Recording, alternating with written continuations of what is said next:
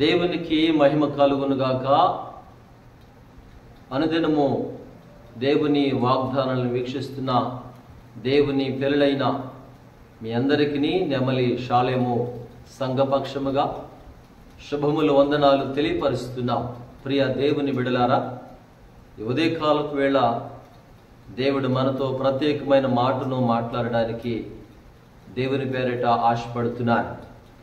ప్రభు బిడ్డలారా, యెహెజ్కేలు గ్రంథం 3వ అధ్యాయం ఓ చక్కని మాట, దేవుని వాక్యాన్ని 3వ వచనాన్ని మనం చూస్తే, నరపుత్రుడా, నేనిచ్చుచున్న ఈ గ్రంథమును ఆహారముగా తీసుకుని దానితో నీ కడుపు నింపుకొనుమని నాతో సెలవీయగా నేను దాన్ని భక్షించి తిని అది నా నోటికి తేనె వలె మధురముగా నుండెను అని చక్కని మాట భక్తుడైనటువంటి యెహెజ్కేలు గారు చక్కని మాట మనకు తెలియచేస్తూ వచ్చారు.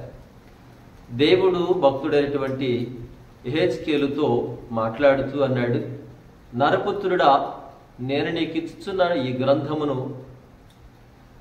భక్షించుమని దానితో నీ కడుపు నింపుకోమని దేవుడు చెప్తే, ఆ భక్తుడు దేవుడిచ్చినటువంటి గ్రంథాన్ని భక్షించడం అంటే తినడం కదా.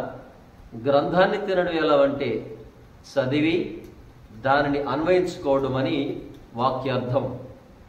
అయితే దేవుని బిడ్డలారా, ఈ మాటలు మనం ఈరోజు ఎందుకు జ్ఞాపకం చేసుకుంటున్నామో తెలుసా?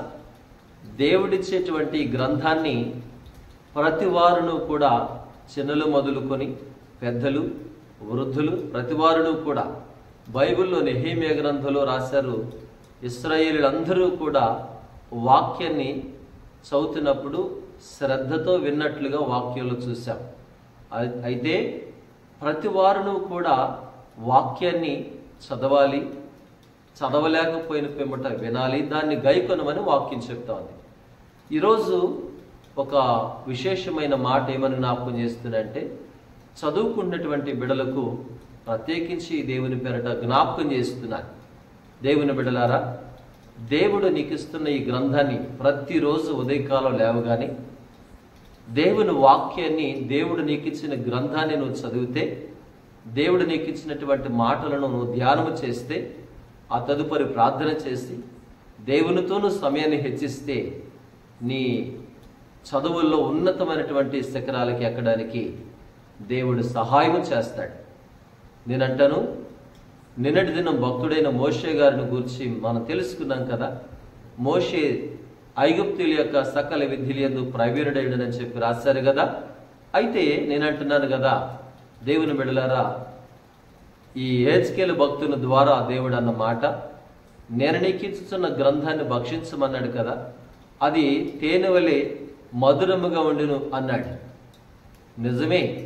కీర్తనాకారుడు కూడా 19వ కీర్తన 10వ వచనం అంటాడు కదా, దేవుని వాక్యం ఎలా ఉందంటే, బంగారు కంటెను మేలిమి బంగారు కంటెను కూడా కోరదగినది, అది తేనె కంటెను జుంటె తేనె ధారల కంటెను కూడా మధురమైందని వాక్యం సెలవిస్తోంది.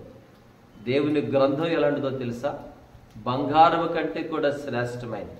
కీర్తనాకారుడైన దావీదు గారు అంటాడు చక్కని మాట, ఇదిగో వేల కొలది వెండి బంగారముల కంటే నీవిచ్చినటువంటి గ్రంథం శ్రేష్టమైందని మాట్లాడుతూ వచ్చాడు.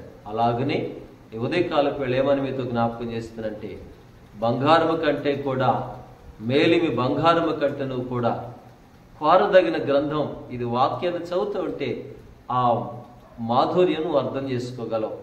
అలాగే తేనె కంటెను కూడా, తేనె మధురమైందంటారు, తేనె కంటెను జుంటె తేనె ధార కంటెను కూడా మధురమైన వాక్యాన్ని నువ్వు చదివితే నీ జన్మ ధన్యమవుతుందని, నీ జీవితానికి పరమార్థం ఉందన్న సంగతి గ్రహించి దేవుని వాక్యాన్ని ధ్యానించి దైవాశీర్వాదాలు పొందాలని మనవి చేస్తూ దీవిస్తున్నాను. ప్రార్థన చేద్దాం. ఆశ్చర్యుడా, వందనాలు.